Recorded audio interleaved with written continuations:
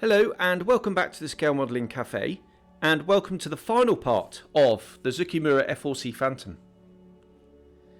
In the previous part I finished off the painting and weathering, and now it's time to bring everything together. If you've been following this series, you'll know that I've already done all the undercarriage, all the ordnance, the canopies and all those dangly bits, and I always do it that way round because I do find it a bit of a bore actually doing all that stuff after the painting and weathering, which is for me by far and away the best bit of any modelling project. And yeah, if I leave all the bits and pieces to the end, I'm just going to run out of mojo, frankly. So that's why I always do it before. Now, the engineering on this kit, whilst the airframe I would say is a little bit over-engineered, the undercarriage bits and pieces are really very well done. They are nicely detailed, although I did, as you saw on the previous episode, add some extra detail there with some of the hoses and things. It's just a limitation of the moulding. But the engineering of actually how it all goes together is really very good. It's very solid, very positive, and just using tweezers there just to make sure it's exactly in position. I am tweaking the sort of angles just to make sure they're absolutely correct. And then once it's all in place, it's time for the wheels. Now, no need for any resin wheels here. The kit wheels are really very, very good, but you may just see some tiny little holes. That's where I inserted the cocktail sticks into the tyre for the painting, which I much prefer doing that than in the hub. And obviously it's important to get that at the bottom.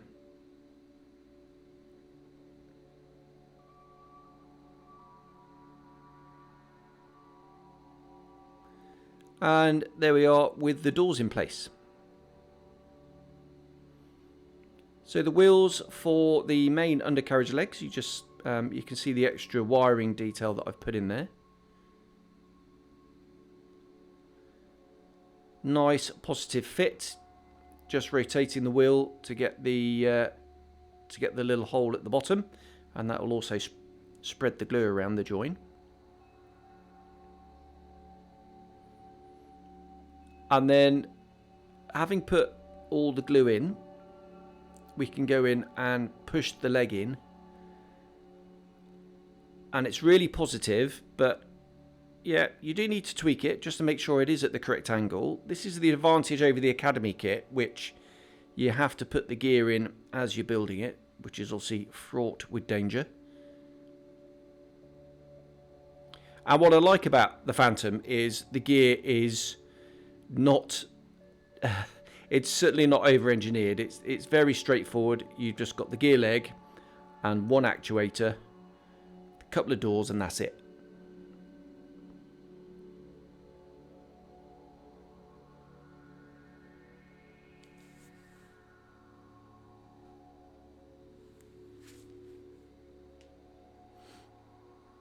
So the lower door is in place, and now we can put the main door on. Again, really nice and positive, and it's superbly detailed.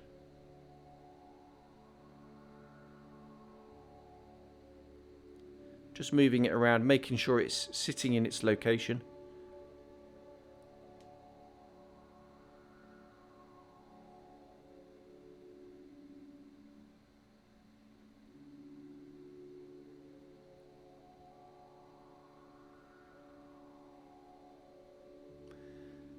And constantly checking the angles.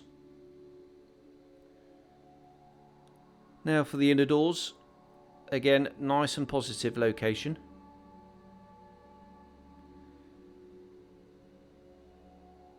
And the actuator for the gear door going in, and again, really positive. There's literally square peg for square holes. It's really good. The resin burner cans going on now, so a little bit of super glue, and they just pop in.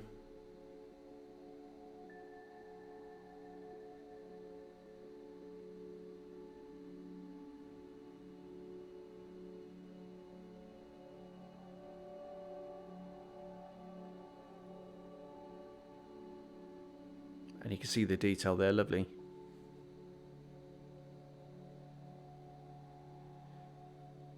Okay, the fuel tanks are integral and really positive. Really, you don't even need glue. The fit's that tight. And you can see that, that they're different colours. I do like asymmetric loads on jets if where I can. And I did see photos of this unit with different coloured drop tanks, and they were heavily weathered.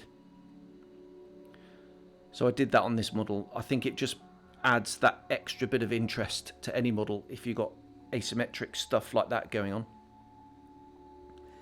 Now this one was a little bit more sloppy, so I did back it up with a tiny little bit of glue. And now for the weapons. So first of all, the Sidewinders, the AIM-9Bs. You can see there they've been drilled and pinned, and they will go through the hole that I drilled in the phase hanger resin pylons. Oops. Was a little bit of a fiddle. They're so finely detailed that the actual mating surface for the glue makes it a little bit awkward, but I'm really happy with that. I'd rather it fine and be a little bit tricky with the gluing rather than have clunky detail and all that. So you can see this is going to be nice and solid.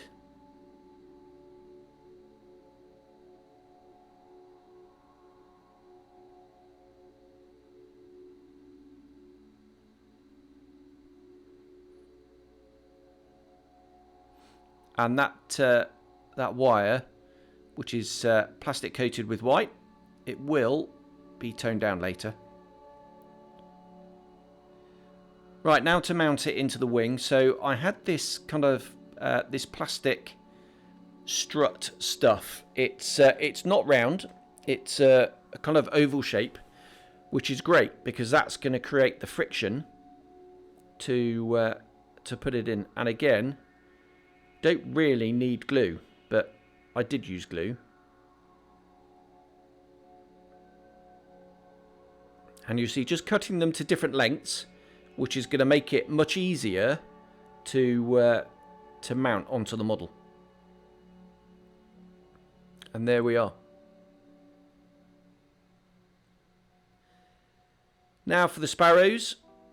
So a little bit of glue on the rear lower fin, a little bit of glue on the body of the missile, and a little bit on the forward wings as well, and they just pop into place.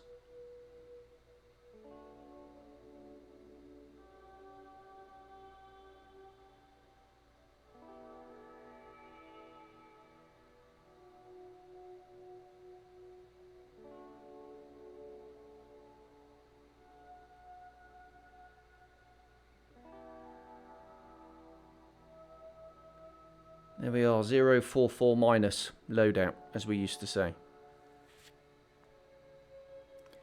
Tail hook at the back, that was painted at the same time as the burner cans and the back end, and that just pops in.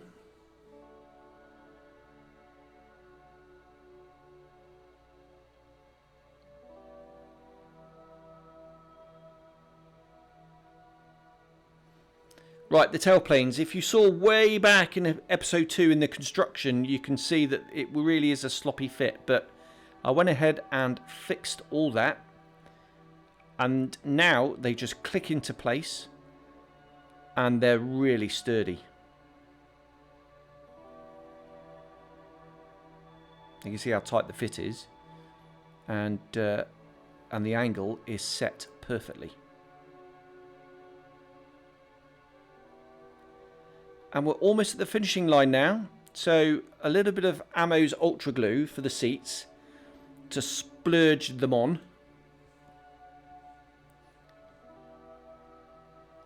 I didn't want to use super glue. I didn't want to risk any fogging of the canopy or anything like that. And then once the seats are in place, all it remains to be seen is take the masking off the canopy and put the canopies on. You can see how great that detail is in the cockpit. And that's it. There is the finished model.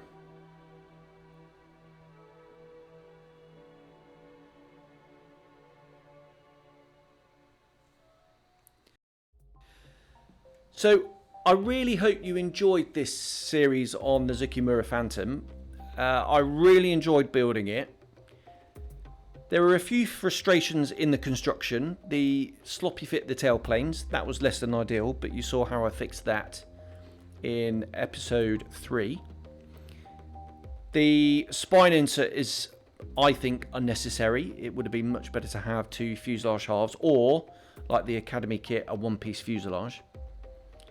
And the leading edge slats didn't fit that well, and I don't know many people who would have them deployed anyway.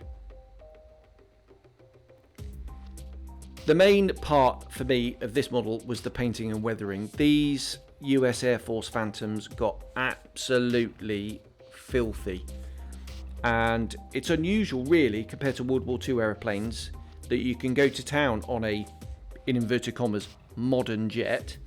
I know this is sort of 50 years old now, but to actually do a heavily weathered jet was really great fun.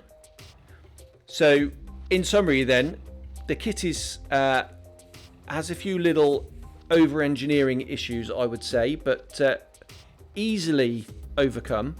The detail is fantastic, and I had a great time building it. So I'll just leave you with a few pictures, and I hope you enjoyed it, and I'll see you on the next one. So cheers, bye bye.